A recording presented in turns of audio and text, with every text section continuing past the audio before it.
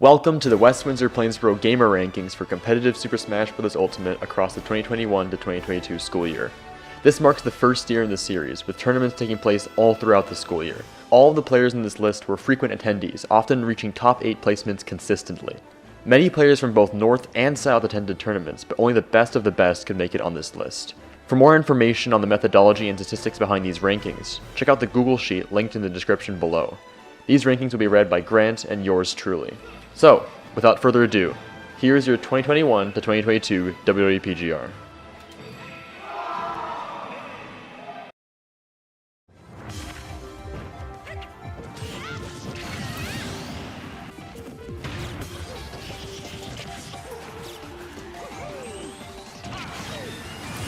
Anthony's Falco came in with a blast this school year. His success in South's esports club can't be understated, as he managed to take down Verona's crown Mario player in their first set.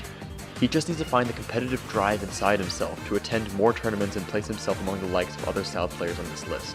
Anything is possible, and we can't wait to see how he'll perform next school year.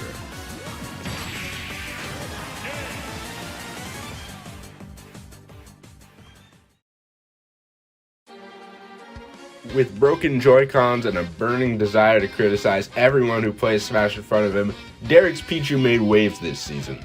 While we don't have any footage of his gameplay, his results should speak for themselves.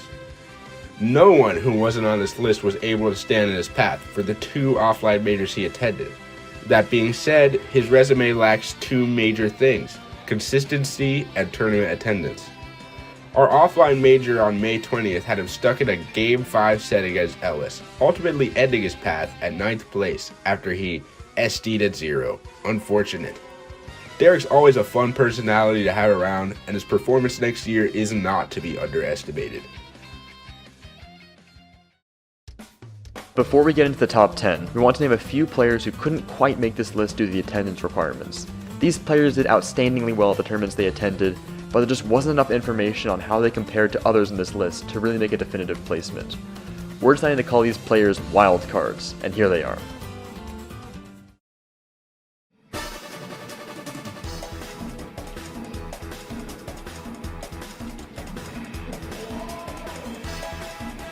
Anton's surprise performance at the Pirate Smash tournament had us North players shaking in our boots. Just who was this K-Roll menace? How did he upset one of the best players in this list? How did he take a game off of the prestigious and elusive Hamza? His arrival at Smash Canyon was the answer to these questions.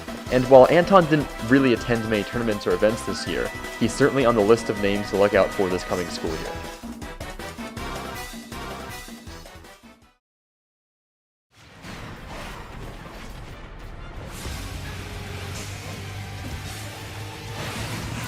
Ige's shocking upset over Adi in his first WWP tournament shook the entire competitive scene. He took out the best player at North not only once, but twice on his path to 2nd place.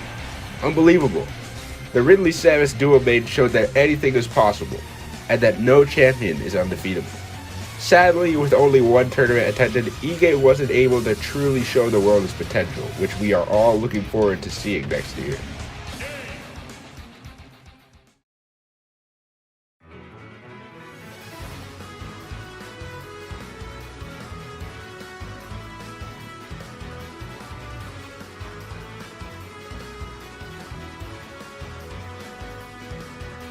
Underrate him all you want. Justin's performance will continue to improve. While his last few tournament placements were shaky this season, don't forget how explosive his Byleth looked towards the start of the year. He has the potential to make huge waves at every tournament he attends. He just needs a bit more consistency and practice to really bring home the money. Who knows, maybe his new Isabelle pocket will help shake things up a bit next year. One thing's for certain, he will never stop bashing me when I forget to bring my Switch to school.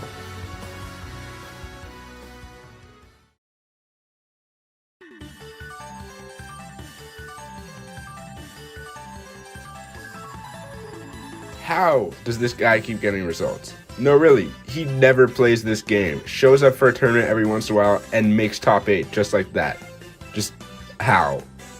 Max's performance this year was astounding, especially given his random attendance and chaotic upsets. He got 5th place at the HSN only offline tournament, falling only to Zach in Winterside and Ellis in Losers. He also got 7th place at the offline North and South Major.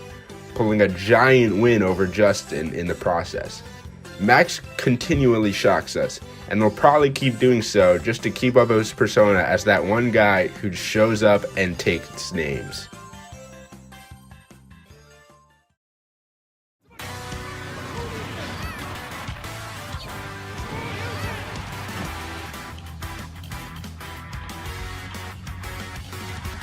The Ken aficionado made huge waves this season, showing just how practical the Shotos really could be in the meta.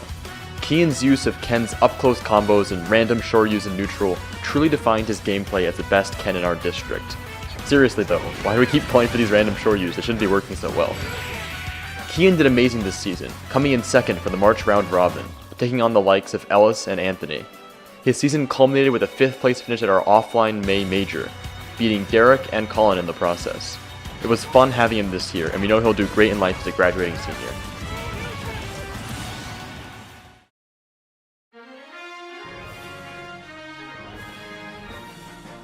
Colin's performance should not come as a surprise to anyone. The man is always making top 8s. This season, he's found a sort of stability with Violet that he wasn't able to find with Kirby. The character change and constant tournament attendance has led to Colin being a staple in the competitive scene at WWP. Even with the swap to Byleth as a main, I don't think anyone will forget the heartbreaking feeling of being inhaled as Kirby, hearing Colin's maniacal giggles as he tried to mash out. Jokes aside, Colin's consistency and performance this season definitely solidifies his spot on the Wwpgr. He just needs to find a few more placements to live up to the potential we saw in our first season.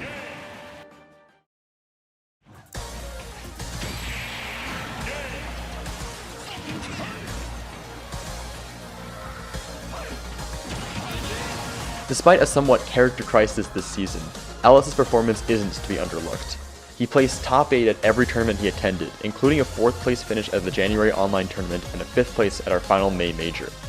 Ellis' explosive advantage state was extraordinary this season, as whenever he had an untrue follow-up, he instead waited for panic options, opting to extend combos by reading air dodges, often with devastating punishes.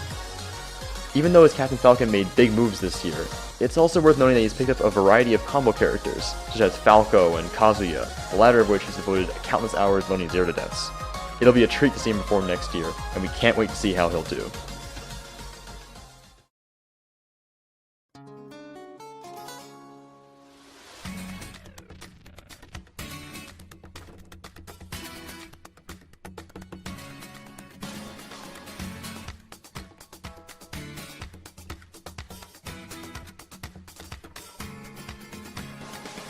When we first learned that Zach was seeded second at the first offline North tournament, many people thought that we were overhyping his potential. How could this random guy who hadn't taken part in any tournaments previously really be the second best? But he did not disappoint, going on to follow through with the seeding, getting a strong second place. Zach is a Smash Bros. Constant. His placements through this year never drop below 4th, albeit with only 2 tournaments attended. Even in the Garden State Esports crew battle, Zach was able to take 2 stocks off the professional Luigi Kid 64. Professional. With notable wins over Max, Grant, Ellis, and Colin throughout the tournaments this year, Zach's potential continually grows. All he needs is a major win to truly solidify him as the best of the best.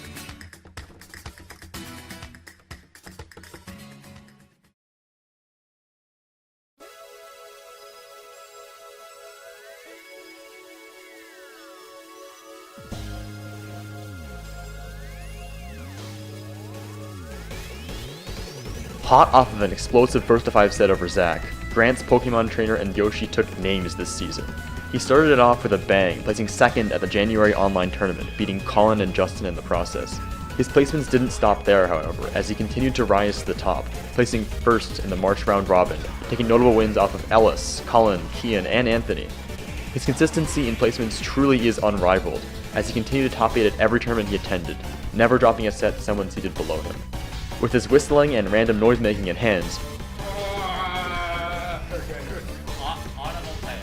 there's no doubt he'll continue to perform well at the tournaments next season.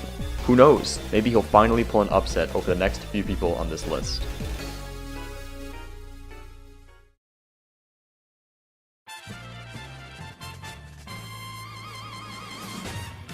the best player in North made huge waves this season.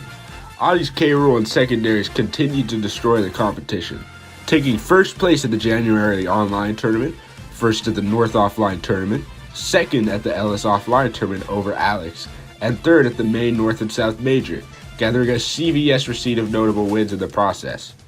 His consistency and tournament attendance is unrivaled. He showed up to every single bracket-style tournament this season, consistently placing highly every single time. Adi is a Smash Brothers constitution, and his playstyle fully matches his demeanor.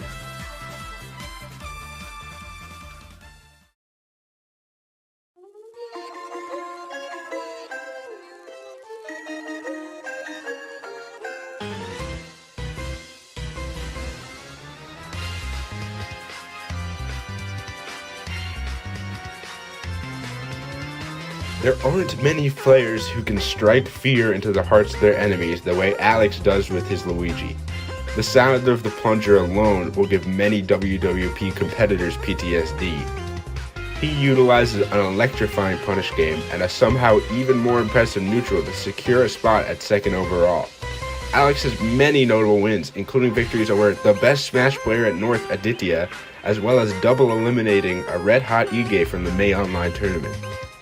Alex also uses two notable secondaries in Cloud and Joker. Though they don't see the field as much as his main, they are valuable assets to bolster his consistency for unfavorable matchups.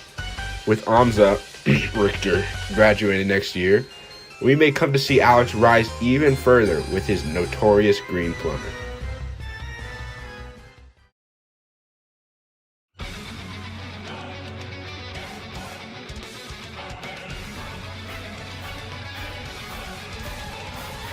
The king of Smash at Westminster Plainsboro remained on his throne this season.